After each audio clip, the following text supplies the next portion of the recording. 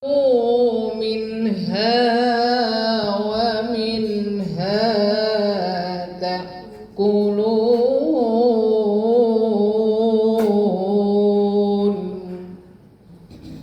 صدق الله العظيم.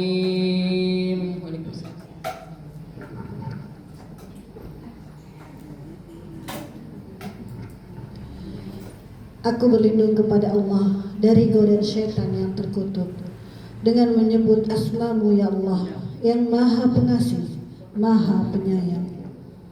Dan sesungguhnya telah kami utus beberapa orang rasul sebelum kamu. Di antara mereka ada yang kami ceritakan kepadamu, dan di antara mereka ada pula yang tidak kami ceritakan kepadamu. Tidak dapat bagi seorang rasul membawa suatu mukjizat melainkan dengan seizin Allah. Maka apabila telah datang perintah Allah, diputuskan semua perkara dengan adil, dan ketika itu rugilah orang-orang yang berpegang kepada yang batil. Allah lah yang menjadikan binatang ternak untuk kamu, sebagiannya untuk kamu kendarai dan sebagiannya untuk kamu makan. Maha benar Allah dengan segala firman-Nya. Assalamualaikum warahmatullahi wabarakatuh. Waalaikumsalam warahmatullahi wabarakatuh. Terima kasih. Jazakumullah khair pada Bunda Rukmayati dan Bunda Yusuf yang telah membacakan Al-Quran surat Ghafir tadi. Semoga dengan bacaan kalam ilahi tersebut kita menambah keimanan dan ketakwaan kita kepada Allah Subhanahu wa taala. Amin amin ya rabbal alamin. Ada pengumuman? Masuk aja. Baik, sahabat surga, ibu-ibu jamaah kaum muslimin, marilah kita lanjutkan agenda inti pada hari ini, yaitu kajian sirah nabawiyah yang akan disampaikan oleh Ustazah Istiatul Ma'rufah MAG. Kepada beliau tafadholi masykur.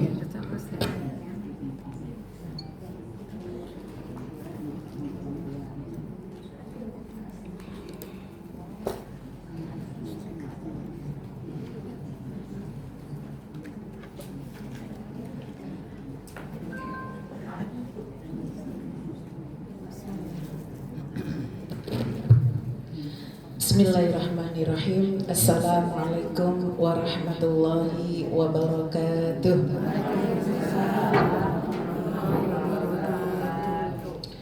Alhamdulillahirabbil alamin wa bihi nasta'in ala umuri dunya waddin. Wassalatu wassalamu ala asyrafil anbiya wal mursalin wa ala alihi wa ashabihi wa man tabi'ahu ila yaumiddin. Rabbi syrah li sadri wa yassir li amri wahlul 'uqdatam min lisani yafqahu qawli. Rabbana zidna ilman nafi'a warzuqna amalan salihah. Amin amin ya rabbal alamin. Amma ba'd. Yang kita hormati, saya dan ibu-ibu semuanya hormati Ibu Ketua Majelis Taklim kita beserta para pengurusnya semuanya. Mudah-mudahan Allah senantiasa berikan kesehatan, keberkahan usia, rezeki dan waktu. Ya, mudah-mudahan beliau ini senantiasa Allah ikhlaskan dalam beramal, dan mudah-mudahan setiap amalnya mendatangkan kebaikan-kebaikan sehingga menjadi pahala jariah kelak. Amin ya rabbal alamin. Kepada ibu-ibu semuanya, para asatidzah, para guru, ya, para jamaah yang dirahmati Allah Subhanahu wa taala. Alhamdulillah Allah Subhanahu wa taala mengumpulkan kita di tempat yang Masya Allah, yang penuh dengan keberkahan, penuh dengan kebaikan-kebaikan. Mudah-mudahan duduknya kita di sini sampai nanti kita pulang, ya, ada semua kebaikan dan doa yang kita panjatkan diterima dan diijabah oleh Allah Subhanahu wa taala. Dan mudah-mudahan Allah ampuni dosa-dosa kita. Amin ya rabbal alamin. Apa kabar ibu-ibu sekalian? Alhamdulillah. Sehat ya? Ini pakai dress code apa memang ijo-ijo? Dress code aja. Ya, ijo-ijonya pakai dress code, pakai aba-aba atau emang sehati semua nih rata-rata? Aba-aba. Masya Allah, alhamdulillah. Mudah-mudahan hijaunya ini jadi lambang ya Bu ya.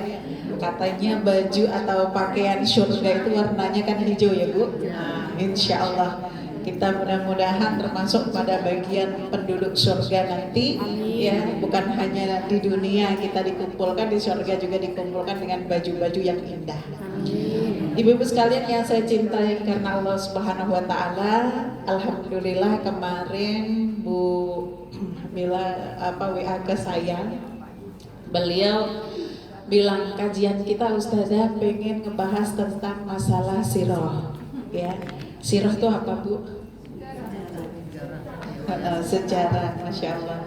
Ustazah jangan main-main. Pokoknya ibu-ibu majelis taklim ini kalau dikasih pertanyaan bakal dijawab semuanya, insya Allah. Karena rajin ngaji jadinya pinter-pinter ibu-ibunya. Ya, ibu-ibu keren loh.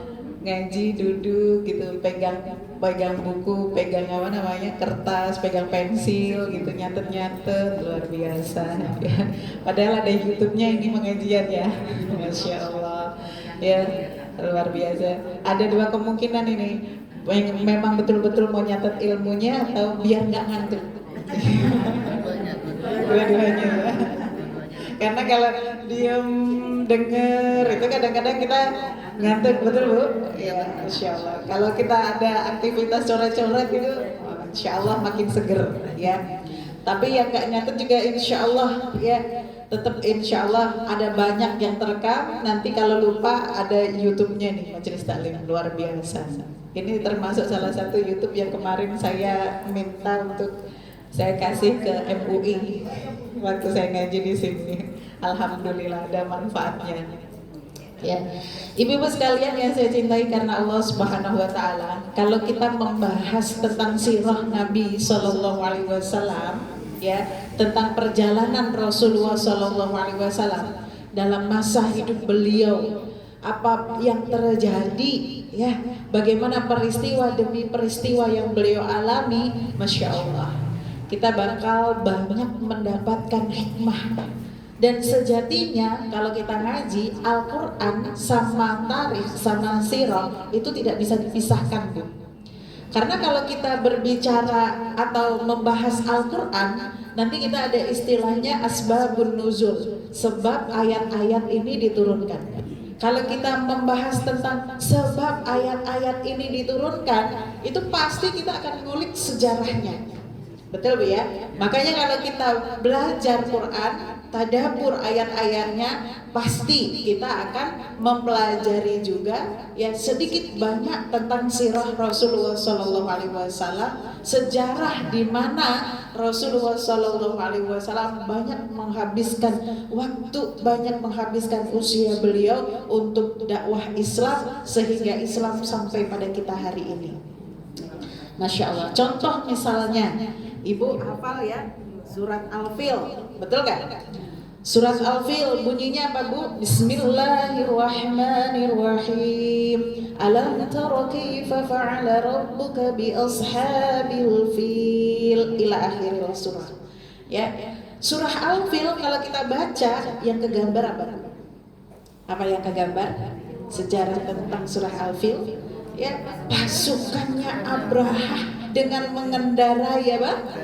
Gajah. Bagaimana ambisinya Abraha untuk menghancurkan Ka'bah. Dan kemudian bagaimana Allah Subhanahu wa taala menghabisi pasukan gajah sedemikian rupa hanya dengan batu-batu kerikil yang dibawa oleh makhluk Allah yang bernama burung ababil. Burungnya itu enggak gede-gede amat.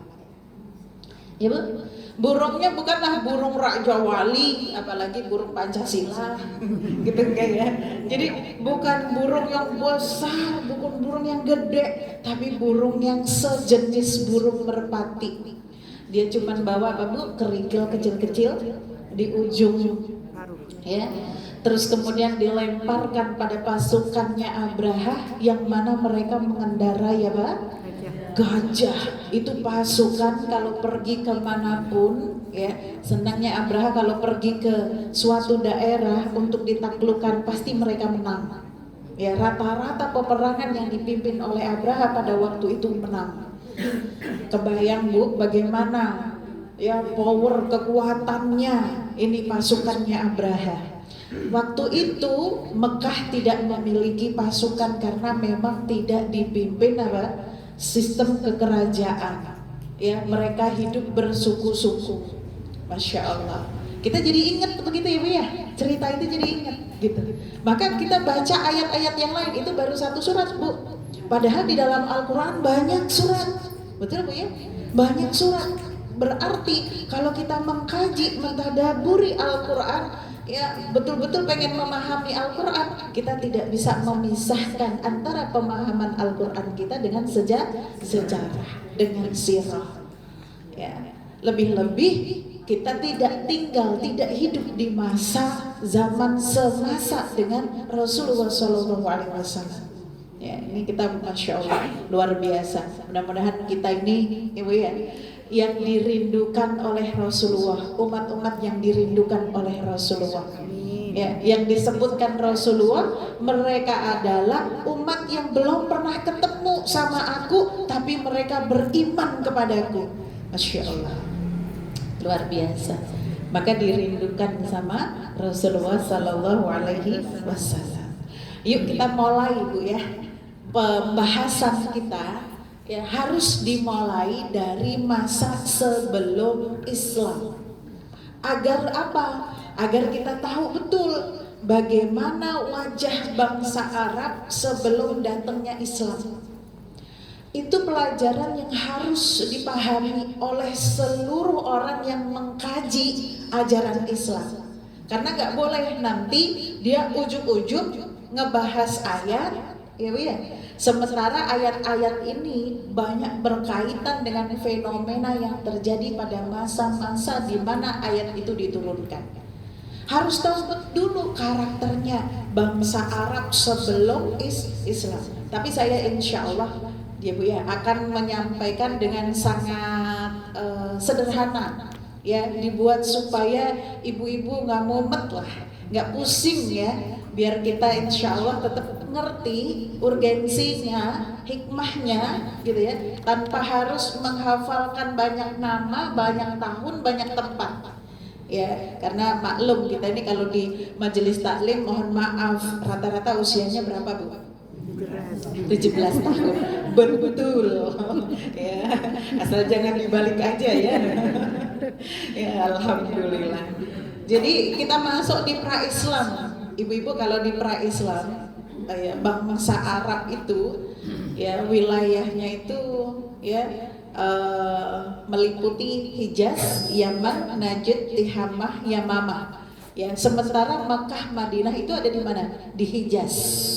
Ya, jadi kalau kita lihat peta itu luar biasa. Bawahnya itu ya samudra apa namanya? Laut Arabia ya, terus sampingnya itu Laut Merah gitu ya Bu ya. Laut Merah, setelah Laut Merah sampingnya apa Bu? Mesir. Ya, daerah Mesir. Nah, ujung atasnya sana Palestina. Kebayang nggak Bu? Maaf ya, nggak digambarin, nggak dilihatin, maaf. Ya, ujung atasnya Laut Merah, perbatasan antara Laut Merah, terus kemudian ada perbatasan namanya apa Bu? Rafah sama Rafah itu perbatasan antara Palestina dan Mesir. Nah, bawah ke arah sini ya itu bagian-bagian Jazirah Arab tuh. Ada daerah Hijaz, terus kemudian Yaman bawah gitu ya, Najd, Tihamah, Yamamah dan yang lain.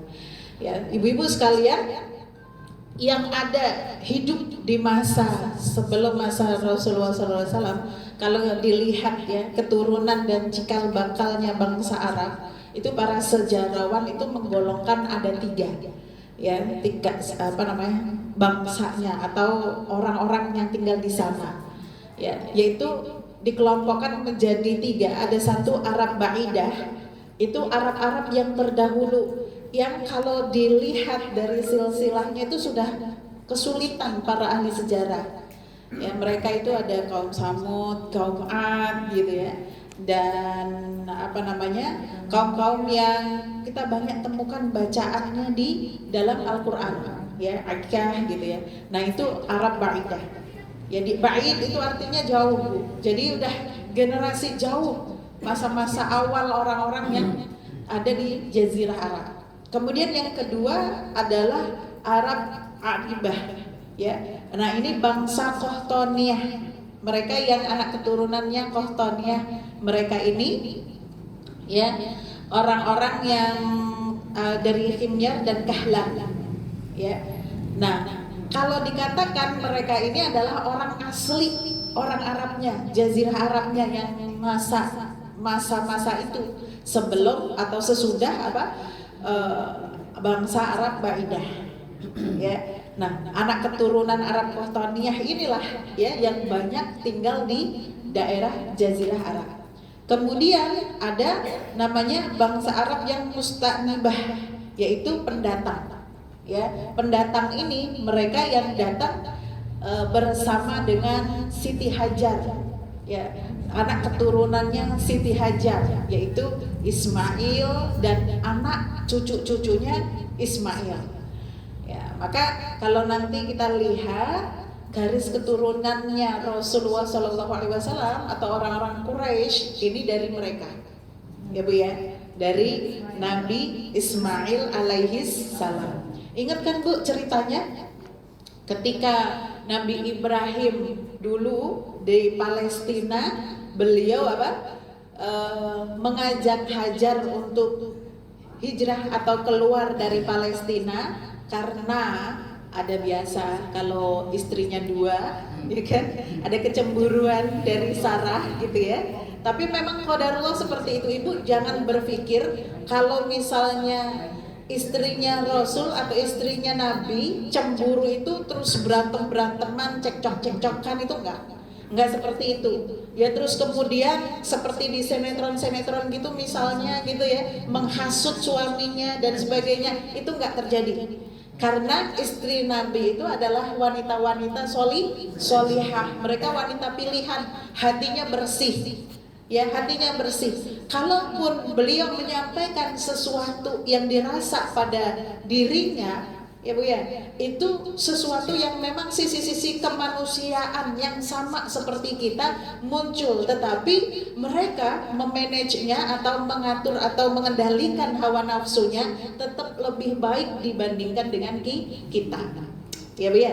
Jadi jangan percaya sama orang-orang yang nanti kalau cerita gitu, oh dulu kan Sarah itu cemburu banget sama siapa namanya, Siti Hajar, sampai Siti Hajar diusir gitu. Tidak begitu. Ya, coba kalau faktanya seperti itu, nanti bagaimana dengan keutamaan Mekah? Itu kan semuanya by desainnya Allah Subhanahu wa taala, betul nggak Bu? Itu adalah memang Allah, ya. Allah yang memperjalankan mereka. Nabi Ibrahim sama Hajar, mungkin sebab musababnya gitu ya, wasilahnya dari rasanya Siti Sarah. Ya, ada perasaannya. Beliau tadinya nggak punya anak, memang nggak punya anak lama. Beliau nikah dengan Nabi Ibrahim alaihissalam. Sampai kemudian beliau dihadiahi seorang budak, ya, oleh Raja Mesir, ya, karena waktu itu dia mau digoda, tapi Raja Mesir kemudian ya takjub dengan ya perangainya Sarah, dan alhamdulillah dilindungi oleh Allah Subhanahu wa taala, maka dikasihlah dia hadiah budak. Ya, budak inilah yang namanya Hajar, kemudian lama-lama ikut dengan mereka budak ini, ya. Terus kemudian Siti Sarah minta sama Nabi Ibrahim. Nih perhatiin nih Bu ya, bukan Nabi Ibrahim, mohon maaf yang celamitan, enggak, bahasa kita ya. Tapi Siti Sarah bilang sama Nabi Ibrahim, hendaknya engkau menikahlah dengan Hajar supaya ada keturunan. Kenapa? Karena Sarah sadar ya suaminya ini seorang nabi, Bu ya, suaminya seorang nabi, kapasitasnya ya Bu ya, terus kemudian keturunannya dan ajarannya itu sangat dibutuhkan oleh umat ini. Maka dia tidak egois, ya, dia tidak egois, dia mempersilahkan suaminya untuk menikah lagi, sehingga akhirnya Nabi Ibrahim setuju menikah dengan Sarah. ya Bu ya. Dan alhamdulillah tidak lama dikaruniai anak hamil, terus melahirkan, ya dikasih nama Ismail. Sarah melihat seneng Bu, Sarah, betul nggak? Senang. Tapi lama-lama ada perasaan, namanya juga manusia ya Bu ya. Ya Allah, kenapa ya aku nggak gitu ya? Maksudnya ada perasaan lah gitu ya. Nah, maka disampaikan dengan baik-baik ya, sekiranya ya engkau lebih baik memisahkan ya Sarah dengan aku, supaya aku tidak melihat supaya tidak ada hal yang tidak diinginkan dalam hatinya. Ya perasaan-perasaan yang kalau hawa nafsu itu ditiupkan sama setan Bu, itu lama-lama bisa mengganggu kebaikan diri. Ya, Sarah itu wanita yang sangat solihah, wanita yang baik, cerdas, dan wanita yang luar biasa, kemuliaannya itu luar biasa. Ya maka Nabi Ibrahim memahami itu. Ya, Nabi Ibrahim nggak ada laki-laki atau suami yang sekeren Nabi Ibrahim, itu tidak ada. Ya makanya Sarah itu Bu, memberikan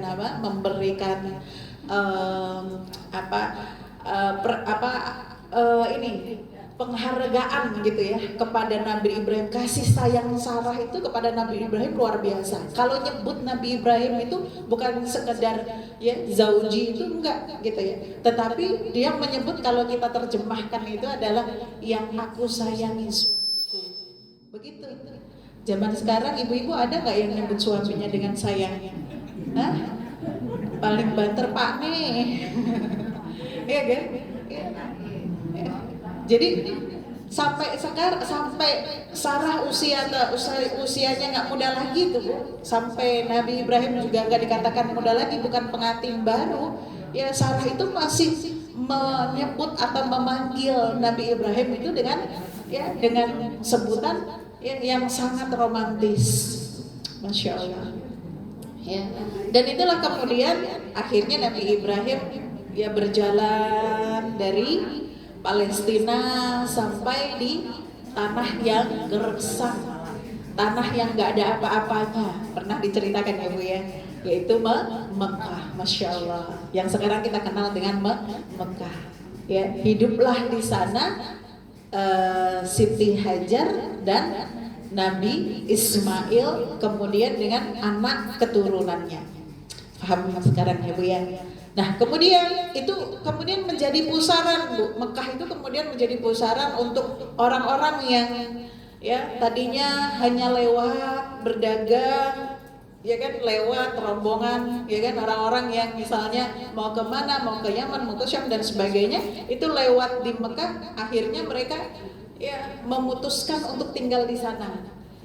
Karena salah satu kemuliaannya ada apa Bu? Sumur air Zam-Zam.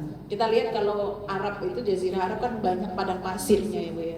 Jadi oasis di sana itu betul-betul sangat penting ya, sangat dicari. Maka ketika ada sumur Zam-Zam di sana yang dikuasai oleh siapa? Siti Hajar dan Nabi Ismail ya, maka mereka minta izin. Ya, maka nanti anak keturunannya Nabi Ismail alaihissalam inilah yang memegang kekuasaan di wilayah itu. Semakin lama berkembang, ya turun temurun begitu. Ya. Nah sekarang kita pelajari tentang kondisi sosial, ya Bu ya, kondisi sosial masyarakat Arab sebelum adanya Islam seperti apa? Ya, tentang bagaimana perlakuan wanita. Ya, bagaimana perlakuan mereka terhadap wanita. Jadi ibu-ibu sekalian, wanita itu sebenarnya bukan hanya di Jazirah Arab ya, di mana-mana. Ya, sebelum datangnya Islam, sebelum ya kita dimerdekakan oleh syariat Islam itu luar biasa. Orang tuh banyak memandang wanita itu tidak lebih seperti apa Bu, benda. Ya, di mana-mana pun begitu, di Jazirah Arab begitu. Jadi kalau misalnya ada orang tua yang melahirkan anak, ya ternyata anaknya itu perempuan gitu ya, itu bapaknya mukanya masam. Dia nggak ngerasa bahagia, gitu. Dia merasa kalau anak perempuan itu tidak ngangkat derajat nasabnya, gitu. Jadi yang diarepin itu adalah anak laki-laki. Ya, yang diarepin itu anak laki-laki. Makanya alhamdulillah Bu, ya, Islam datang mengangkat derajat perempuan sama dengan laki-laki dalam hal kemuliaan, dalam hal apa Bu? Dalam hal pahalanya. Segala sesuatu min dakarin au unsa, ya, semua amal soleh yang dilakukan oleh laki-laki maupun perempuan itu di mata Allah sama nilainya, pahalanya sama. Ya Bu ya. Jadi kalau misalnya kita sedekah atau misalnya kita sholat, ya kan, sholat 5 waktu, suami kita sholat 5 waktu, pahalanya sama. Ya, kita berjamaah ataupun yang laki-laki berjamaah, pahalanya sama. Kita tilawah, gitu kan, baca Quran, laki-laki baca Quran, pahalanya sama. Nggak ada dispensasi. Oh, kalau laki-laki pahalanya sekian banyak, kalau perempuan sekian, itu nggak ada. Gitu. Gak ada kemuliaan yang lebih tinggi dibandingkan dengan itu. Ya Bu ya. Jadi Islam itu luar biasa. Nah, kemudian juga begitu ya. Pernikahannya itu di zaman di zaman itu banyak dizolimi. Jadi wanita itu tidak punya hak untuk memutuskan hidupnya sendiri. Ya, bahkan ada di sebagian orang-orang di bagian Arab itu, ya, mereka mewariskan atau boleh memberikan istrinya kepada siapapun yang disukainya. Jadi sebagaimana yang tadi disampaikan, perempuan itu seperti apa Bu? Seperti barang. Ya, nggak ada harganya, mana ada gitu ya di satu musyawarah, di satu forum kemudian perempuan bisa bersuara, nggak ada di sana. Ya, jadi betul-betul ya di masa-masa itu perempuan itu sangat apa Bu? Sangat terbelakang. Gak boleh ikut andil dalam urusan politik, gak boleh ikut andil dalam ya memutuskan perkara dalam sukunya gitu ya. Dan kemudian ya dia termasuk orang yang tadi kalau ya nikahnya itu boleh dia ya, diatur oleh keluarganya, dia nggak boleh memutuskan mau menikah dengan siapa, ya kan. Kemudian nanti ya dia kalau yang suaminya meninggal itu kalau anaknya mau itu emaknya itu boleh dikasihkan kepada orang lain ya, atau diwariskan kepada orang lain. Luar biasa. Nah, nanti kita ada tuh bahasan tentang pernikahannya seperti apa. Itu masalah kehidupan kewanitaannya, ya, perempuannya. Belum lagi seorang laki-laki itu boleh dia nggak ada aturannya, nggak ada ininya Bu, nggak ada hukumnya. Ya, dia boleh menikah kepada perempuan sebanyak-banyaknya, nggak ada aturannya. Harus 4 itu nggak ada. Ya, maka disinilah pentingnya. Kenapa kita harus memahami ini? Kalau ada laki-laki dia menikah dengan perempuan mau 10, mau 100, ya kan, bahkan mau 1000 sekalipun, itu nggak ada aturannya. Siapa yang dia sukai dia nikahin, sudah selesai. Ya, belum lagi misalnya kalau ada perempuan dinikahi, besok dia mau dicerai, itu nggak ada aturannya. Besok dicerai, kemudian ya kalau dia masih iddah, ya kan, ya kalau dia suka mau diambil lagi dijadikan istrinya, kalau enggak dilepas, itu bolak-balik pun enggak ada masalah, enggak ada hukum yang mengaturnya. Maka Masya Allah, ini perhatikan ya Bu, pemahaman kita ini ya dalam hal ini itu kemudian membuat kita bersyukur. Alhamdulillah, dalam syariah Islam orang menikah hanya maksimal berapa Bu? 4, masna, sulasa, waruba, ya kan? Bolehnya maksimal hanya 4. Ya, karena ini yang disampaikan oleh Allah Subhanahu wa taala dalam Al-Qur'an sudah pas dengan kesanggupan manusia pada umumnya. Ya, kalau manusia pada umumnya, ya pada umumnya manusia normal pada umumnya, dia hanya sanggup nih. Ya, hanya maksimal dia sanggup untuk berbagi dengan 4 wanita ini. Ya kan, kalau selebih daripada itu berarti ada kezaliman yang sangat luar biasa dan nanti ada kehancuran. Makanya 4 maksimal. Begitu.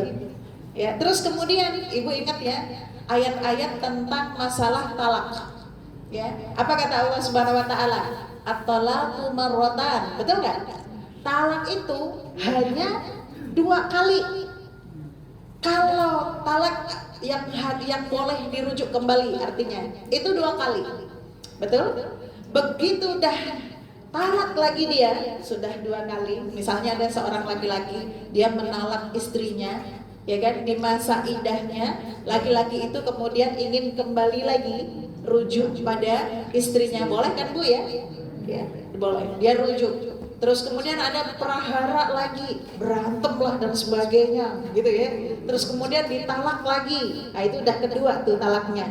Ya, dia masih mau rujuk atau mau lepas ini perempuan, ya kan? Wanita istrinya ini mau dilepas atau mau dirujuk lagi? Kalau mau rujuk, ya dirujuk dengan ihsan, dilepas pun dengan ihsan. Kan perintah Allah begitu, syariat kita begitu, betul kan? Ya. Maka kalau dia merujuk lagi, sudah nggak boleh lagi ada perselisihan, nggak boleh lagi ada perceraian, nggak boleh lagi talak. Kenapa begitu? Kalau dalam Islam nih, begitu talak dijatuhkan lagi, ya kan, sudah nggak boleh lagi dia rujuk lagi. Kalau sudah 3 kali, betul ya? Itu laki-laki nggak baik buat kamu, hai wanita. Sana kamu cari jodoh yang lain. Yang ini nanti insya Allah mudah-mudahan kamu dapat kebahagiaan di sana. Kan begitu kalau ajaran Islam. Sebelum datangnya Islam, Bu, orang-orang Arab itu biasa. Ada perempuan dia nikahin, kemudian masa idahnya belum selesai, dia datengin lagi. Ya, dia datengin lagi, dia rujuk lagi gitu ya. Terus nanti dia talak lagi. Terus itu bolak-balik, nggak kehitung. Pokoknya suka-suka dia aja. Ini kan merugikan perempuan banget, Bu. Betul? Ya, dirugikan banget tuh perempuan. Pokoknya kalau suka rujuk. Kalau misalnya nggak suka, ya kan, dia cerai. Terus nanti rujuk lagi, cerai lagi, rujuk lagi, cerai lagi, rujuk lagi, cerai lagi. Ya. Itu kelakuan orang Arab zaman dulu. Ya, makanya perempuan itu dalam pernikahannya banyak dizalimi. Ya. Maka Islam, masya Allah, punya batasan. Talak itu cuma 2 kali. Kalau sudah talak 2 kali, yang ketiga kalinya nggak boleh itu rujuk lagi sama dia. Iya. Ya, dan perhatikan Bu, hukum itu melindungi wanita, betul nggak? Enak aja lu laki-laki, ya kan, mainin perempuan, ya kan, mainin istrinya gitu. Kalau suka dia rujuk, kalau nggak suka ditalak. Ya, enak aja. Ibu-ibu di sini nggak ada ya suaminya yang modelnya kalau lagi marah-marah, lagi ngamuk, ujuk-ujuk ngomong tak cerai kau, tak talak kau gitu ya. Jangan, ya kan? Itu suruh ngaji, ya. Suami-suami itu nggak ngerti. Kadang-kadang kan bapak-bapak jarang ngaji, Bu. Yang rajin ngaji itu siapa? Ibu-ibu gitu. Ibu-ibunya ngerti ilmunya, suaminya nggak ngerti ilmunya. Nah, ini bahaya. Kadang-kadang di masyarakat yang terjadi begitu, berantem gitu ya. Terus kemudian keluar kata-kata talak, cerai dan sebagainya. Ya, dalam Islam ada batasannya. Kalau sudah 2 kali dicerai, ditalak gitu ya, maka sudah ketiga kalinya ya udah nggak boleh balik lagi. Dah cari kebahagiaan dengan laki-laki lain. Ya, artinya menikah dengan yang lain. Kasih kesempatan kita untuk apa, Bu? Ya, wanita itu untuk bahagia, cari sakinahnya, mawaddah warahmahnya dengan yang lain. Nah, itulah hukum Islam. Keren. Makanya kalau kita lihat sejarah, Bu, kita itu akan bersyukur. Kalau orang yang nggak tahu sejarah, gitu ya, dia akan mencela agama Islam. Betul nggak? Dia akan mencela agama Islam. Apa? Islam itu boleh poligami, gitu kan. Tapi poligaminya ibaratnya kayak itu, Bu. Apa, pintu darurat pada pesawat tuh, ya kan, cuma dibuka kalau memang kondisinya darurat. Boleh pun nggak ada kedaruratan, itu maksimal hanya 4. Coba lihat zaman dulu, bahkan kalau kita lihat nggak usah zaman dulu, ya, di luar itu yang namanya raja-raja, mau raja Thailand, mau raja Myanmar, mau raja mana gitu ya, emang istrinya berapa? Iya kan, selirnya berapa? Iya kan, dari zaman-zaman raja-raja atau dari masa ke masa sampai hari ini, betul kan? Ya, ada yang misalnya ya nggak boleh berpoligami, memerangi banget poligami, nggak mau menerima hukum poligami gitu. Istri harus cuma 1, tapi ternyata, ya kan? Ya, selingkuhannya banyak gitu. Kalau Islam kan jelas, zina nggak boleh, haram hukumnya, kan begitu. Ya, tapi kamu boleh nikah lebih daripada satu. Syaratnya satu, apa? Adil. Ya, Bu ya? Adil. Adil itu dalam hal misalnya bagus, dalam hal tadi ya kunjungannya atau dalam hal gilirannya, dalam hal harta itu adil. Kalau masalah perasaan sembunyiin aja. Kan begitu ya, Bu ya? Masya Allah. Itu kita jadi tahu, oh ternyata Islam itu emang keren. Betul nggak? Ya, terus masalah perceraian diatur dalam Islam cuma 2 kali, nggak boleh lebih dari 2 kali. Kalau sudah 3 kali kamu mencerai, nggak ada yang namanya rujuk lagi, namanya tolak bain, kan begitu? Harus nikah lagi. Ya. Kalau ada yang mengatakan misalnya, kalau di agamaku nggak boleh, nggak boleh cerai misalnya. Nah, kalau ada suatu permasalahan yang sangat rumit bagaimana? Ya kan? Sementara gitu ya, setiap manusia kita tidak mungkin ada yang sempurna. Ya kadang-kadang hari ini baik, bisa jadi besok baru ketahuan buruknya. Ya kan? Maka perceraian itu menjadi alternatif. Ya Bu ya, mengeluarkan orang yang ada dalam kezaliman suatu hubungan. Jadi itu adalah hukum-hukum yang sangat Bu? Melindungi umat wanita justru. Betul nggak Bu? Yang tadinya kita mikir, oh itu sangat menzalimi umat wanita. Tapi ternyata ketika kita kaji, Masya Allah, ya ternyata itu bentuk Islam melindungi umat wanita. Kita dilindungi dan dijaga oleh Islam.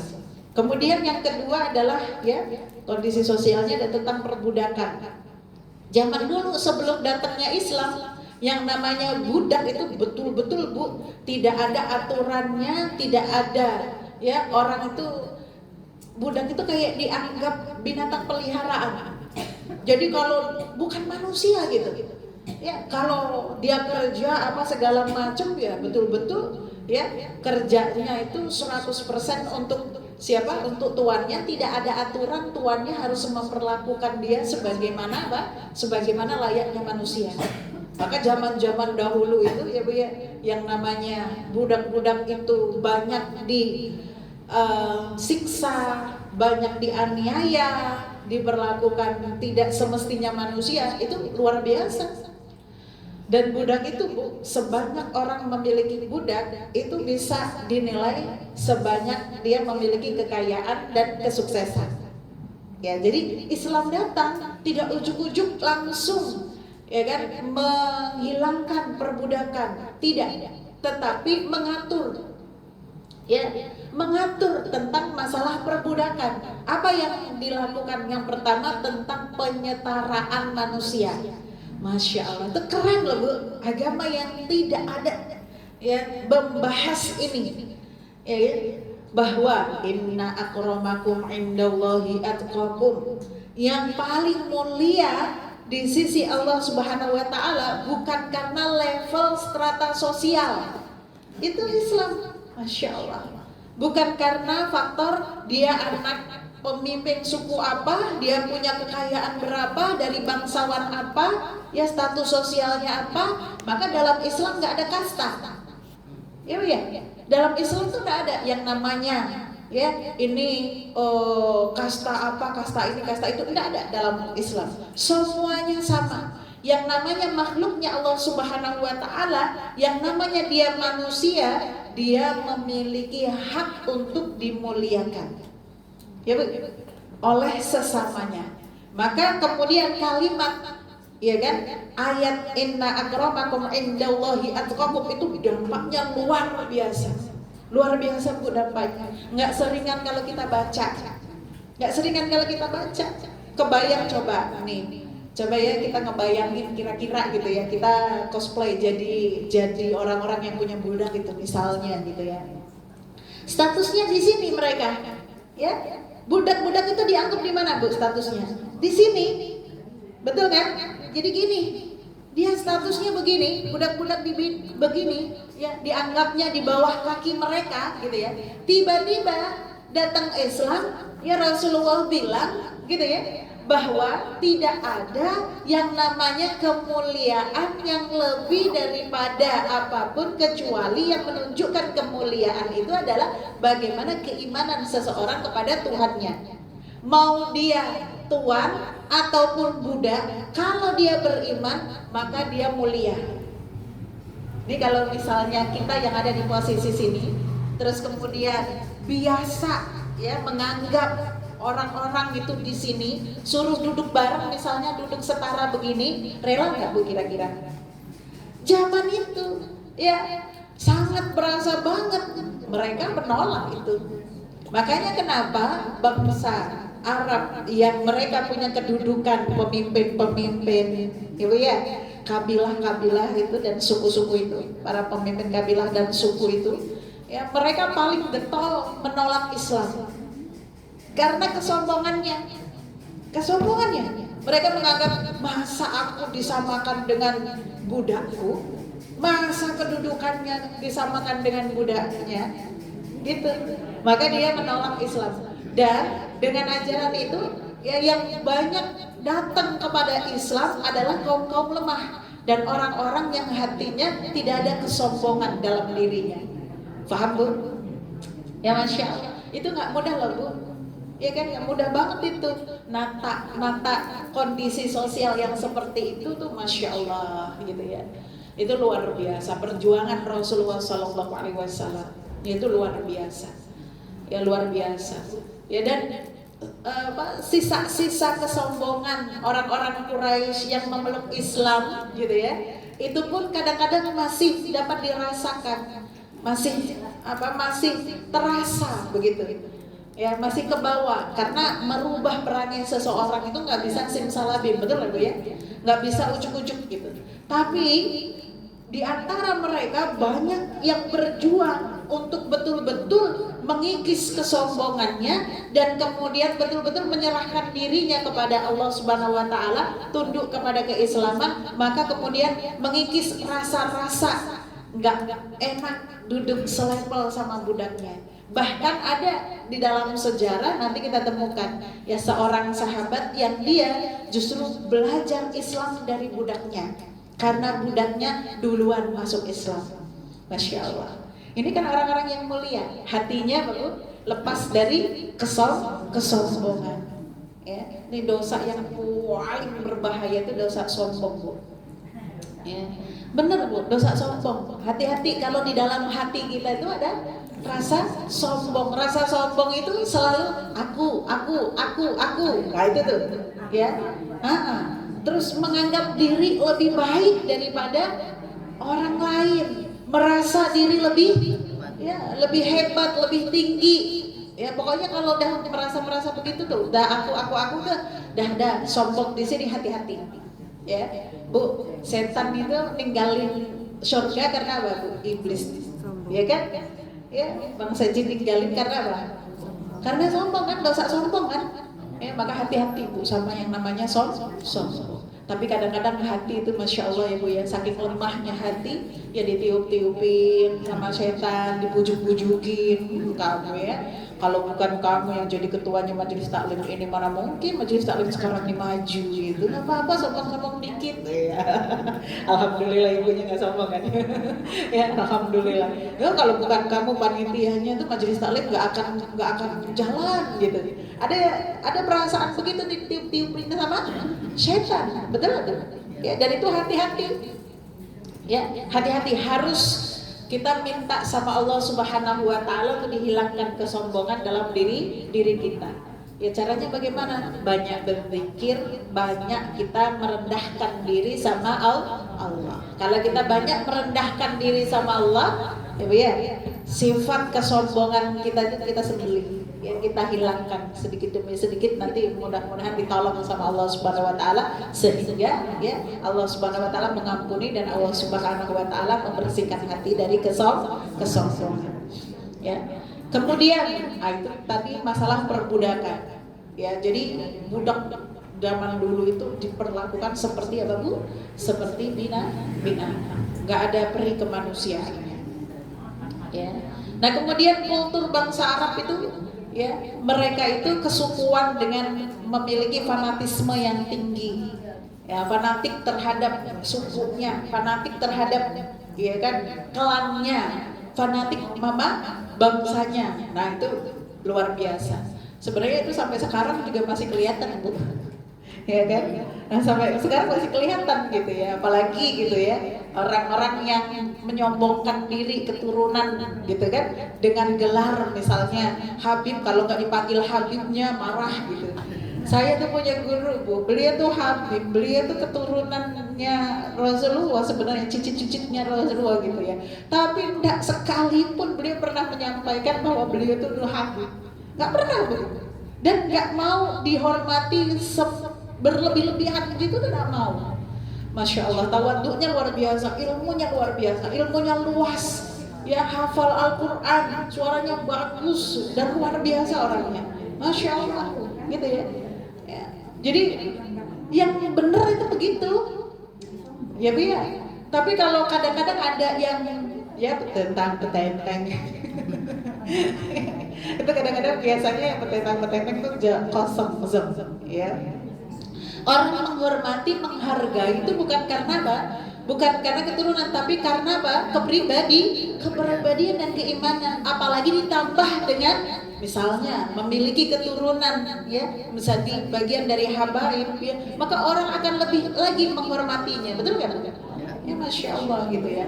Nah, hal-hal yang seperti itu tuh dihilangkan. Sama sebenarnya, bukan Habib, bukan keturunan Nabi gitu ya. Kadang-kadang di golongan kita nih, ya, aku loh keturunanku darah biru nengrat loh, ya, hormatilah aku dimanapun aku berada. Itu hati-hati juga gitu ya. Wong yang punya gelar atau keturunan Habib aja gak boleh seharusnya bersifat sombong atau fanatik terhadap ibu ya nasabnya, apalagi ibu ya, apalagi yang tidak lebih mulia daripada itu, ibu ya. Mau keturunan siapapun mau presiden sekalipun, kalau ya keimanannya, akhlaknya tidak mencerminkan seorang manusia yang soleh, yang patut dihormati, dihargai, ya, maka tidak layak juga untuk mendapatkan penghormatan. Jadi tidak usah fanatik, karena fanatisme itu, ya, itu kultur orang Arab tuh seperti itu, kesukaan mereka begitu memang. Ya, maka ibu kalau ibu tadabbur surat Al-Lahab itu ya. Ya, biasanya kalau baca surat Al-Lahab itu buat pelajaran bagi kita semuanya, supaya kita nggak mencontoh karakternya siapa, Bu? Abu Lahab. Ya, Abu Lahab itu kan begitu, Bu, petentang, ngerti nggak Bu bahasa petentang?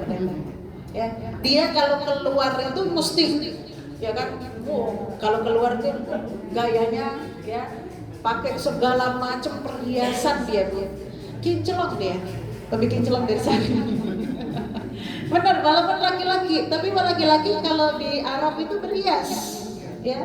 Jadi dari atas sampai bawah itu yang dikenakan itu adalah, ya, segala sesuatu yang membuat orang itu memandang dia dengan takjub, gitu. Jadi dia nggak mau keluar dengan kondisi ala kadarnya, gitu. Buat menunjukkan apa? Ya, ke iniannya, pengaruhnya, ya, kesombongannya. Ini loh aku, dia keluar tuh begitu, pakai sendal yang bagus, yang mewah, kalau bahasa kita branded lah ya. Pakai bajunya juga begitu, harus ada merek, capnya branded, ya kan. Tentengannya, semua perhiasannya harus branded semuanya. Ya, makanya orang kalau harus begitu, ingat tuh Abu Lahab, ya kan. Modelnya begitu, wanginya luar biasa. Dia kalau keluar begitu, wanginya biar orang melihat dia, ini loh aku. Ya, coba Bu, beda loh kalau kita keluar, kemudian tujuan kita pakai pakaian, bawa tas gitu kan ya, itu biar di alam orang, cara jalannya beda. Sama ya, ngeteh tes biasa gitu ya, memang butuhnya pakai baju ya Bu ya, untuk menutup aurat gitu, itu cara jalannya beda pasti, ya.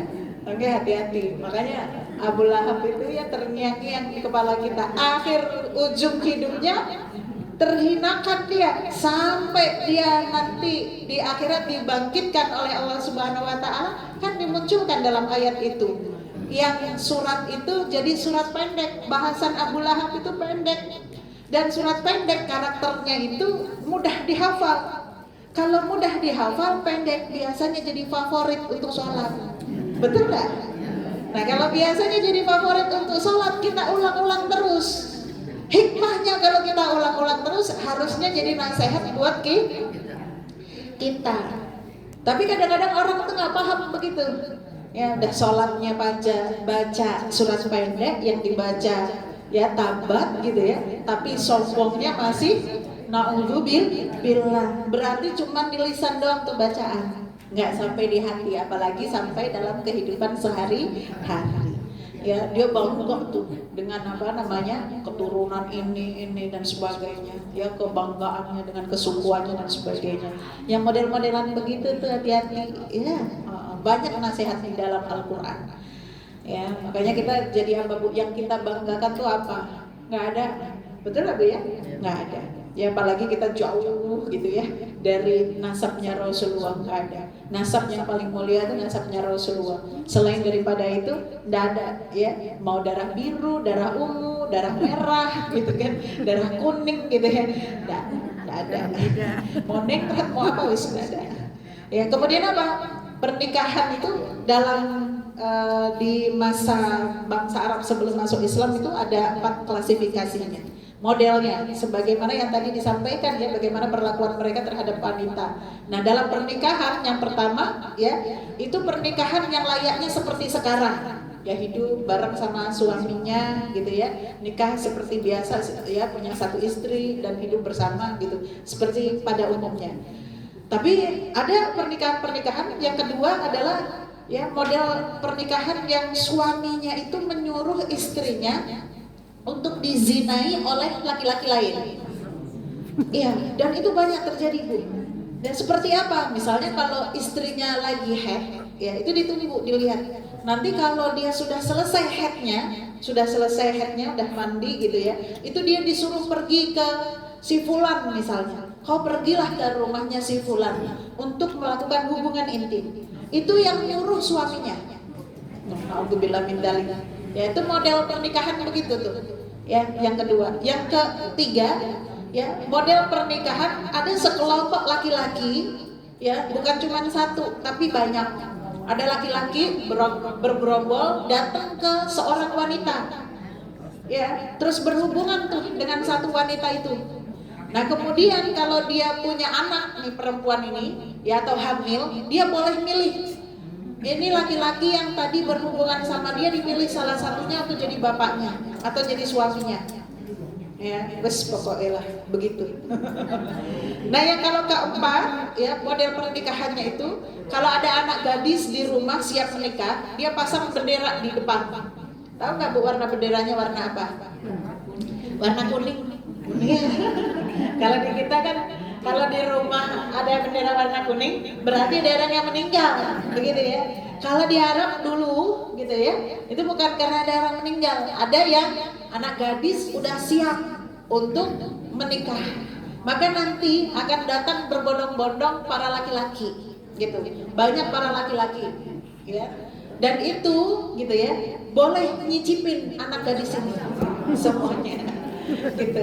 Nah, itulah ya, pernikahan di Jazirah Arab dulu begitu. Jadi perempuan tuh betul-betul tak ada harganya. Ya, jadi dia boleh mau di kayak gimana itu boleh. Ya, naudzubillah min dzalik. Maka kita baca begini tuh loh Bu, kita bersyukur banget ada Islam. Kebayang dunia tanpa Islam seperti apa? Benar kan Bu? Naudzubillah min dzalik. Maka sejatinya yang butuh agama itu manusia. Ya, maka kalau ada orang yang mengatakan bahwa agama itu candu, agama itu hanya ya kan alat untuk jadi perpecahan, berantem satu dengan yang lain, nah, itu otaknya konslet. Ya kan?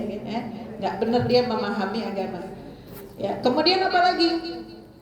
Ya, poligami yang tidak terbatas tadi sudah disampaikan dalam pernikahannya begitu, mau punya bini berapapun puluhan bahkan ya sampai ratusan, itu tidak ada yang ngatur, boleh-boleh aja, ya. Terus kemudian ya dia suka mengundi nasib. Cara ngundinya nasib bagaimana Bu? Ini ada pelepah batang korma itu kan kayak ini ya Bu ya, kayak apa Bu, kayak kelapa gitu kan ya Bu ya. Nah lidinya itu yang nggak berduri, ya itu diambil di batang ininya yang bisa dipakai kayak anak panah itu, ya itu diambil.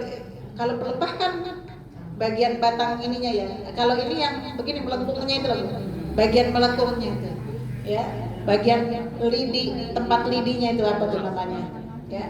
Nah itu diambil, terus kemudian mereka ngambil 3 batang itu, ya 3 batang itu, satu ditulisin, ya kan, naam itu iya, satu lagi ditulisin la itu tidak, terus kemudian satu kosong, nggak ada tulisannya, gitu. Maka apapun permasalahan mereka, keinginan dan kebutuhannya, gitu ya, itu biasa mereka melakukan pengundian tadi. Jadi kayak judi ya, mau apapun gitu ya, misalnya gitu ya, aku bakalan begini gitu kan ya, maka aku akan ditentukan nanti dilakukan atau tidak dengan batang korma yang dilempar tadi, gitu ya. Kalau diambil ternyata adalah yang bunyinya iya, dia lakukan. Tapi yang bunyinya tidak, berarti dia tidak akan melakukan. Padahal dia kepengen misalnya. Jadi ditentukan dengan undian tadi. Kalau yang kosong, itu dia punya kebolehan untuk mengambil lagi, mengulangi lagi, gitu ya. Iya atau tidak, begitu. Sukanya begitu tuh orang Arab. Ya. Kemudian paganisme, ya mereka tuh banyak menyembah Tuhan mereka, berhala mereka. Nah, itu kita sudah pahami. Kalimat ibu-ibu, kenapa kalau di dalam Al-Quran itu ada istilahnya al-musyrikin, gitu kan ya. Terus ada Yahudi, ada Nasrani, beda semuanya itu ya Bu ya. Musyrik ya, Nasrani, Nasara, betul. Musyrik itu berarti dia menyekutukan Allah. Nah orang Arab itu sudah paham atau sudah kenal dengan Allah. Tapi apa yang mereka lakukan? Mereka membuat Tuhan-Tuhan tandingan, gitu ya. Tuhan-Tuhan tandingannya apa? Berhala-berhala yang mereka buat sendiri. Mereka buat sendiri, mereka pahat sendiri, terus kemudian mereka akan menjadi Tuhan. Ini ada cerita lucu ya. Suatu hari ada seseorang namanya Sa'id bin Abdullah. Ya, ini kan bagus namanya Bu ya, Abdullah. Kalau Abdullah mah tadi kita orang Muslim, betul nggak? Ya, tapi ya mereka begitu. Ya, mereka menyembah orang berhala yang mereka buat. Ya, ini Sa'id bin Abdullah itu dia pahat patung. Ya, dia pahat tuh patung. Dia lihat, dikasih hidung, dikasih telinga, kasih mata, dan serupa kayak manusia lah. Ya begitu udah jadi, ya dia iseng tuh. Ya ada air susu, ya dia masukin ke hidungnya, ya dimasukin ke hidungnya. Ya dia berpikir dia patungnya itu bakal ngecep susunya. Ternyata Kak brosok hidungnya sampai ke bawah. Masukin lagi ke mulutnya. Ternyata nggak diminum juga sama patungnya itu ya. Ya namanya juga patung ya Bu ya. Lama-lama dia tuang itu air susunya dituang di patungnya, dituang semuanya tuh susu ya. Begitu susunya dituang banyak, udah basah kuyup dengan susu kan Bu, patung yang dia buat ini ya. Datanglah ada kucuk-kucuk anjing. Anjing nih kemudian datang ke berhala atau patung yang dibuat tadi ya kan. Apa yang dilakukan anjing Bu? Karena ngecium bau aroma susu, dijilat-jilat itu patungnya ya. Sudah selesai dijilat-jilat, sudah kenyang diminum susunya, apa yang dilakukan anjing? Dikencingin. Ya Allah ya. Itu menunjukkan betapa Tuhan yang mereka buat, mereka sembah itu lemah, tidak ada pembelaan bahkan sama anjing sekalipun. Nyesep air susu aja nggak bisa gitu ya. Maka apa yang diharapkan dengan Tuhan yang seperti itu? Ya. Ada lagi cerita lucu lagi, ya Tuhannya dimakan. Ya, yaitu Bani Hanifah. Ada satu kaum namanya Bani Hanifah. Ya mereka itu kalau buat Tuhan mereka, Ibu ya, patung mereka itu bukan dari kayu, bukan dari batu. Pahatannya bukan dari kayu, bukan dari batu, tapi dari apa? Dari tepung. Ya macam kita bikin donat ya, ya dari tepung tuh dibuat ya, jadi kayak ya ada hidungnya, ada pokoknya jadi Tuhan mereka lah, ya jadi patung-patung mereka. Jadi setiap rumah itu punya patung-patung yang terbuat dari tepung, banyak patung-patungnya, ya dan disembah itu. Luar biasa itu kelakuannya, nggak bisa dicerna sama akal sehat ya Bu ya. Nah suatu hari, suatu ketika ya Arab itu dilanda kekeringan, kering, nggak ada lagi makanan, ya paceklik bahasa kita. Ya, nggak ada makanan, nggak ada apa-apa yang bisa dipakai untuk bertahan hidup. Akhirnya apa? Cuman satu-satunya yang ada itu Tuhannya tadi. Akhirnya mereka makan itu Tuhan mereka, kayak jadi Tuhan. Ya, tepung yang ada itu dimakan. Kalau orang zaman dulu kan ya Bu ya, kan nggak kenal sama beras sama nasi kan nggak ya. Mereka memang betul makanan pokoknya itu adalah tepungnya. Ya, itu kelakuan mereka. Kita sampai jam berapa ini? Kalau ngomongin ini nanti nggak selesai, nggak kerasa loh jamnya. Kasih kode saya ya kalau sudah. Sebentar lagi, 10 menit lagi. Oke.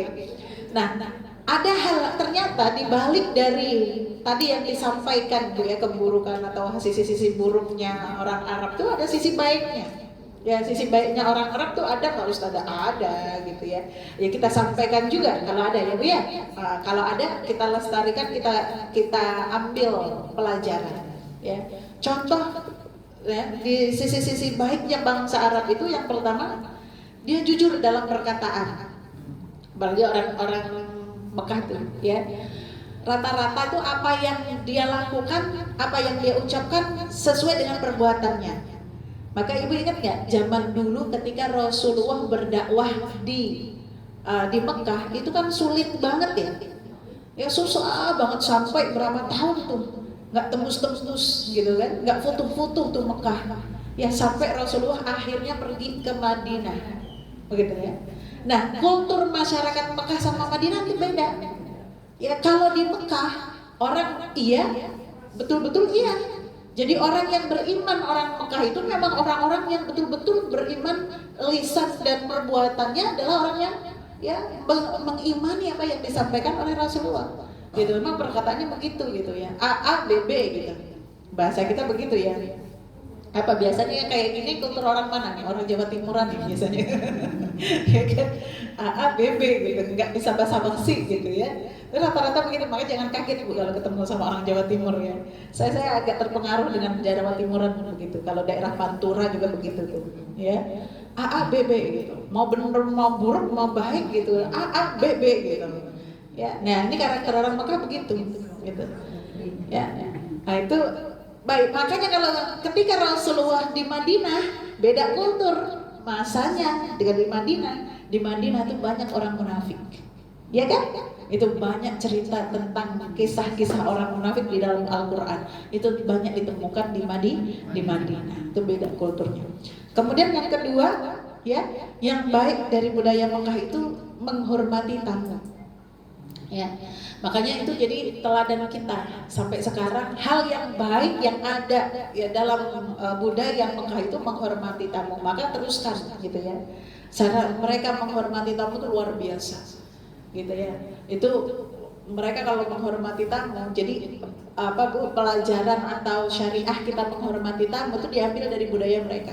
Ya mereka kalau menghormati tamu luar biasa tuh, ya nyungguhinnya itu kayak orang pesta aja, ya kayak kalau kita datang itu nggak ada apa-apa padahal gitu, misalnya datang aja untuk silaturahim gitu ya, itu luar biasa cara mereka berkhidmat sama tamunya. Ya, dan itu menjadi kesunahan untuk kita sampai zaman sekarang. Ya kan? Man yu'minu billah wal yaumil akhir falyukrim dhaifahu. Begitu kan kata Rasulullah atau sabda Rasulullah SAW dalam hadis. Barang siapa yang dia beriman kepada Allah dan hari akhir, maka ya muliakanlah tamunya. Ya. Kemudian apa lagi?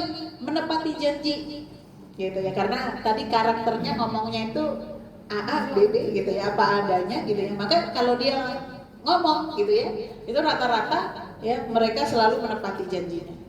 Terus kemudian karakter lagi berani, tangguh gitu ya, pantang menyerah ya, dan pantang untuk direndahkan. Nah, kadang-kadang kan ada di satu wilayah ya yang kita tuh hati-hati kalau ngomong sama orang di wilayah ini, jangan sampai terkesan merendahkan mereka karena mereka itu tidak suka ya kan. Nah, direndahkan apalagi sama pendatang misalnya, ya orang baru misalnya. Nah, kita tuh harus paham kultur. Ya, salah satu karakter orang Arab itu begitu. Ya, jadi kalau ngomong sama orang Arab itu ya mending kita agak ngalah lah. Agak ngalah, dengerin aja dulu, naam-naam yes aja dulu, ya kan? Nah, baru kalau misalnya nanti kita sudah kenal, kita deket, ngomongnya ya baik-baik, ya. Kemudian apalagi menghormati bulan-bulan haram, ya itu memang sesuatu yang sudah ada dari zaman dulu, yaitu di antara hal-hal yang baik yang ada di Arab sebelum datangnya Islam, bahkan ada beberapa di antaranya setelah datangnya Islam itu menjadi syariat bagi kita. Ya.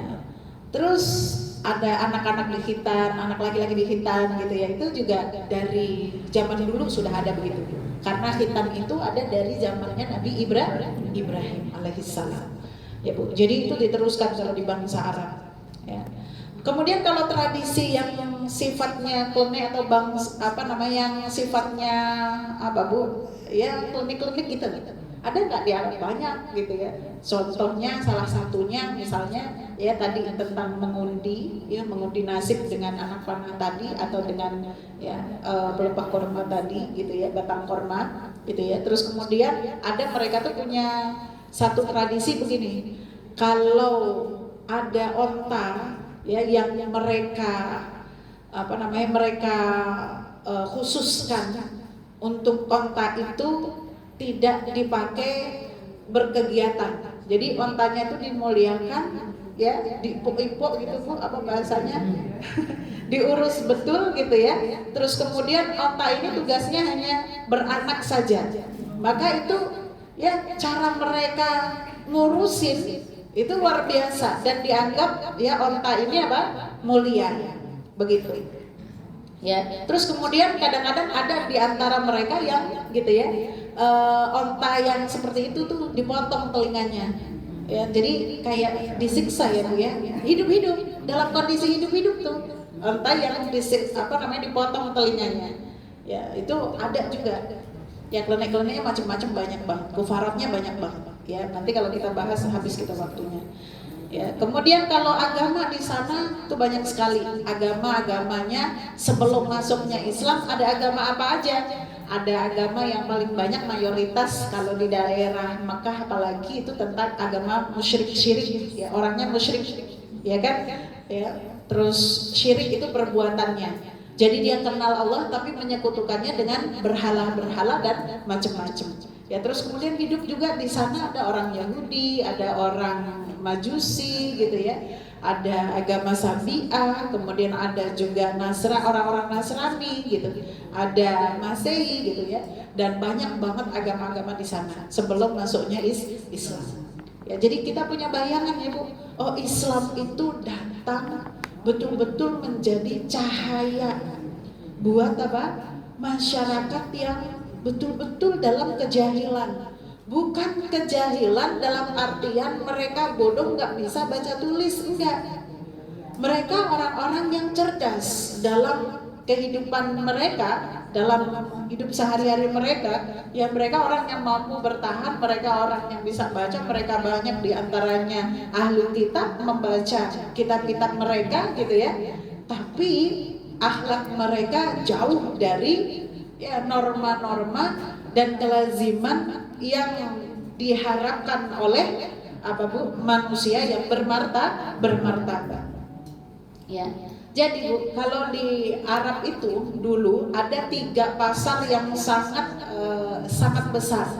Ya, pasar di sana itu bukan hanya untuk jual beli, Tapi pasar di sana itu salah satu fungsinya untuk pertemuan antar sastrawan. Ya, di situ kemudian bertemunya para sastrawan untuk apa? Untuk saling membacakan karya-karya sastra mereka, syair-syair mereka. Ya, itu kan menunjukkan peradaban bahasa mereka bagus. Ya, maka kalau kita lihat, kita baca gitu ya, sastra-sastra mereka, karya-karya mereka tuh luar biasa, bagus-bagus Bu pada masa itu. Dari susunan katanya, dari bahasa pilihan katanya, dan itu kan nggak mungkin lahir dari orang-orang yang bodoh, iya kan? Nah itu orang-orang yang cerdas gitu, dia bisa menyampaikan bait-bait kalimat yang indah gitu. Ya ada orang yang menjadi jurinya, itu namanya ya An-Nabighah Az-Zubayani namanya. Dia itu yang nanti menimbang atau menilai, oh ini layak, itu bagus, sastra yang keren gitu ya. Maka kemudian orang kalau banyak disukai Bu, ya mereka bisa mendapatkan kehidupan dari apa? Dari mereka membacakan sastra tersebut. Ya. Dan bayangkan Al-Quran turun di masa puncak-puncaknya, masa di mana sastra itu lagi diagung-agungkan. Jadi orang-orang itu lagi seneng-senengnya nyanyi, seneng-senengnya ya bersyair, seneng-senengnya ya membuat kalimat-kalimat puitis seperti itu, ya kan? Sampai akhirnya gitu ya, mereka mendengarkan bacaan Al-Quran yang dibaca oleh Nabi Muhammad SAW. Ya semua sastrawan yang paling mahir sekalipun itu kaget. Ini apa ya yang dibaca oleh Muhammad, ini apa gitu? Ya, kok sebagus ini, kalimat-kalimat dan kata-katanya kok seindah ini. Ada kosakata-kosakata yang kadang-kadang ya asing dan kemudian kadang-kadang gitu ya tidak banyak digunakan, dan itu kalimatnya bisa memiliki makna yang luar biasa gitu ya. Maka akhirnya mereka menyadari ya bahwa yang disampaikan, yang diucapkan oleh Nabi Muhammad SAW ini sesuatu yang menakjubkan dan membuat mereka candu untuk mendengarnya, pengen dengar terus gitu ya, walaupun di antara mereka kadang-kadang ada yang tidak beriman. Nah, nanti kita akan belajar tentang bagaimana ya masa di mana Rasulullah dilahirkan dan bagaimana kemudian masa-masa sebelum ya atau sebelum Rasulullah diutus oleh Allah Subhanahu wa taala. Tapi masa di mana lahirnya Rasulullah sallallahu alaihi wasallam. Nah, hari ini kita sudah punya gambaran. Masya Allah, ternyata ya luar biasa. Ya, dan kalau kita lihat Bu, itu bukan hanya Jazirah Arab, bahkan di negara-negara lain sekalipun ya Bu ya, seperti Cina, seperti Eropa gitu ya. Apa yang tadi kita bahas itu terjadi. Ya, terjadi di wilayah-wilayah bumi manapun, bukan hanya di Jazirah Arab. Maka kita bisa melihat bagaimana Islam itu yang disebut rahmatan lil alamin itu bukan hanya untuk bangsa Arab, tapi untuk seluruh umat di dunia. Nah, kekuasaan yang besar di masa itu adalah Romawi dan Persia. Luar biasa. Ya, dan suatu ketika waktu Rasulullah SAW menaklukkan Mekah, ibu ya, Fathu Mekah, apa yang disampaikan Rasulullah? Suatu saat Romawi dan Persia akan takluk dalam Islam. Luar biasa. Padahal kebayang itu orang dengar Rasulullah berkata seperti itu Bu, itu orang munafik, bahkan orang yang tidak 100% keimanannya sama Rasulullah itu menertawakan Rasulullah. Apalagi orang-orang kafir, apalagi orang-orang ya Yahudi itu menertawakan Rasulullah. Ya, Muhammad ini bercanda, bahasa gitu bahasanya. Ya, dia naklukin Mekah aja udah sombong. Dia nggak tahu seberapa besar kekuatan Romawi dan Persia. Itu dua peradaban yang sangat besar dan sangat kuat. Tetapi luar biasa, sejarah membuktikan ternyata dua peradaban besar itu bisa runtuh ya, dan bisa ditaklukkan oleh muslim. Betul nggak Bu? Ya, Masya Allah. Maka kita belajar dari apa yang ada di dalam Al-Quran dan bagaimana Rasulullah SAW untuk teguh sabat di dalam apa Bu? Dalam perjuangan dalam Islam kita. Mudah-mudahan Islam kita ini, ya Bu ya, sesuatu yang kita yakini kebenarannya, sesuatu yang betul-betul ya kita yakini bahwa kebaikannya ada di dalam sana, maka insya Allah inilah yang akan mendatangkan dan menyampaikan kita pada kehidupan yang bahagia sampai di yaumil qiyamah kelak. Amin ya rabbal alamin. Al-haqqu min rabbikum fala takunanna minal mumtarin. Saya cukupkan. Wassalamualaikum warahmatullahi wabarakatuh. Terima kasih jazakallahu khair kepada Ustazah Siti Ma'rufah yang telah memaparkan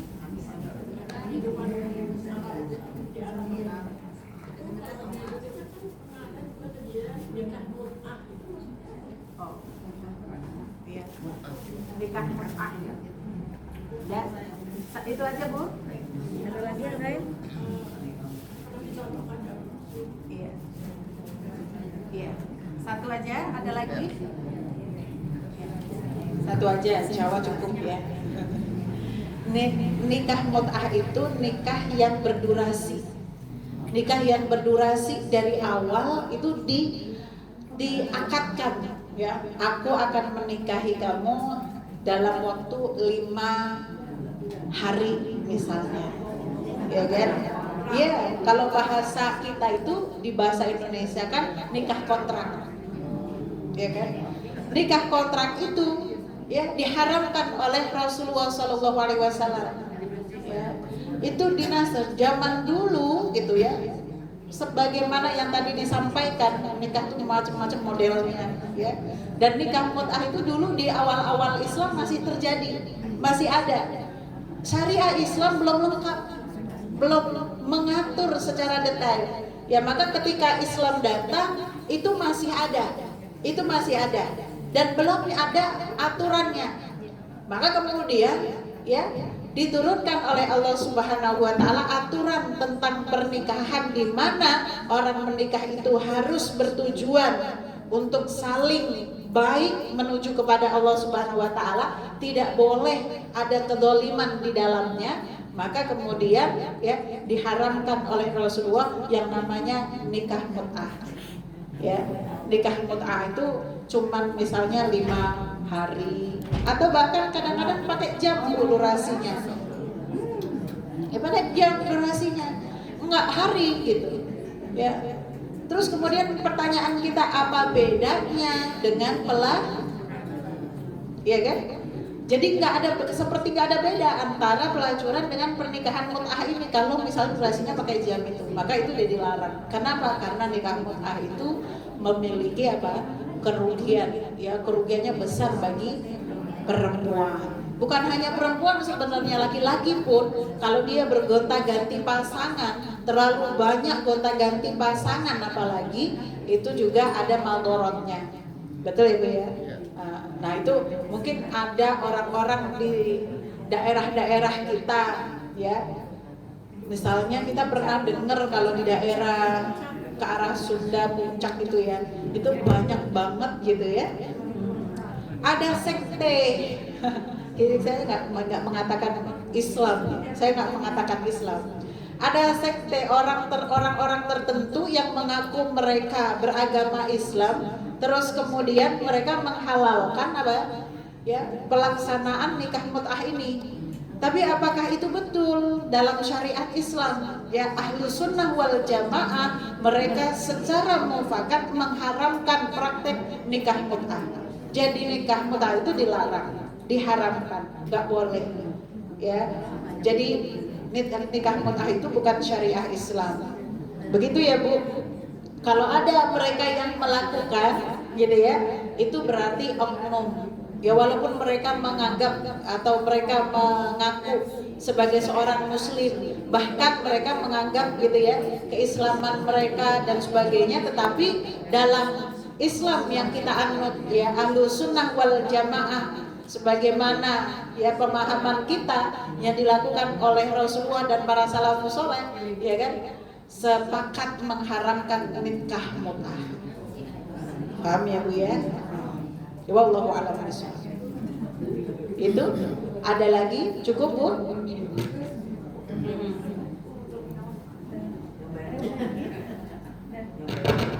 Cukup Ibu ya? Alhamdulillah. Alhamdulillah. Sebelum ditutup ada pengumuman sedikit bahwa hari Kamis besok 2 hari Kamis ya lusa, silakan kepada Ustazah untuk membaca doa penutup. A'udzu billahi minasyaitonir rajim. Bismillahirrahmanirrahim. Alhamdulillahirabbil alamin hamdan yuwafi ni'amahu wa yukafi mazidah. Ya Rabbana lakal hamdu kama yanbaghi li jalali wajhika wa 'azimi sultanik. Allahumma shalli ala sayidina Muhammad wa ala ali sayidina Muhammad kama shallaita ala sayidina Ibrahim wa ala ali sayidina Ibrahim. Allahumma ighfir lana wa li walidayna wa li jami'il muslimina wal muslimat wal mu'minina wal mu'minat wasyuhada wal ulama'i wal musannifin wa asatidana wa kulli muslimina fi kulli anha'il alam. Rabbana la tuzigh qulubana ba'da idh hadaitana. Rabbana la taghfir lana dhanban illa ghafarta wa la hamman illa farajta wa la hajatan min hawaijid dunya wal akhirah illa qadaitaha ya arhamar rahimin. Rabbana hab lana min azwajina wa dhurriyyatina qurrata a'yun waj'alna lil muttaqina imama waj'alna lil muttaqina imama waj'alna lil muttaqina imama. Allahumma arhamna bil Qur'an waj'alil Qur'ana rubu'a qulubina waj'alil Qur'ana syafi'an lana fid dunya wal akhirah warzuqna tilawatahu ana al-laili wa atrafan nahar waj'alna min ahlika ya Rabbana waj'alna min ahlil Qur'an wa min dhurriyyatina. Rabbana atina fid dunya hasanah wa fil akhirati hasanah wa qina adzabannar. Allahumma adkhilnal jannata ma'al abrar wa adkhilnal jannata ma'a rasulikal karim sallallahu alaihi wasallam. Amin ya rabbal alamin. Kita tutup dengan doa kafaratul majlis. Subhanakallahumma wa bihamdika asyhadu an la ilaha illa anta astaghfiruka wa atubu ilaik. Jazakallahu khair kepada ibu semua, tetap sehat agar kita bisa ketemu lagi di kajian Selasa pekan depan ya. Jadi saya mohon maaf. Assalamualaikum warahmatullahi wabarakatuh.